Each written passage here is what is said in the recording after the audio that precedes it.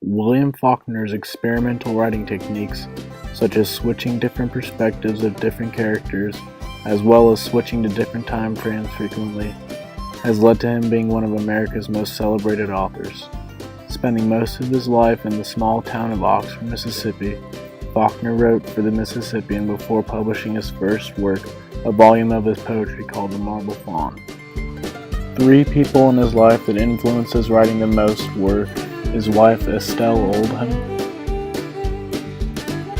his father Murray Faulkner, and his great-grandfather Colonel Faulkner.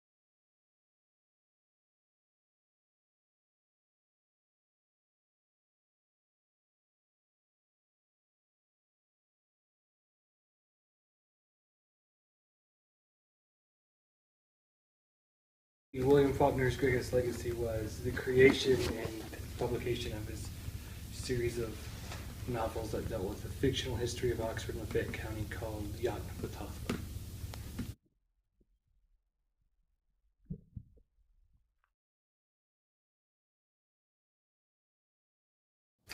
The most? That's a great question.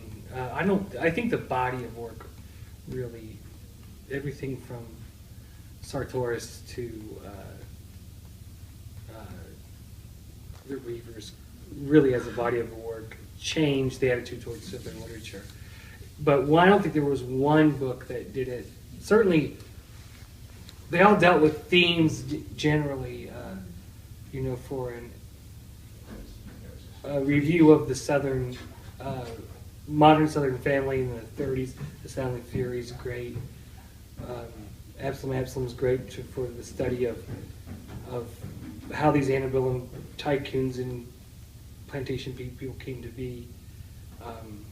Light in August is a great book to study about the absurdity of racism and the one drop of blood rule that was in the South. So it's hard for me to pick one out. If I had to pick just one, though, I just couldn't do it. I just couldn't do it. Spending most of his life in Oxford, Faulkner was able to capture both the brilliance and ignorance of the South by using different techniques of writing that had never been read before. He will always be known as one of literature's most transcendent authors.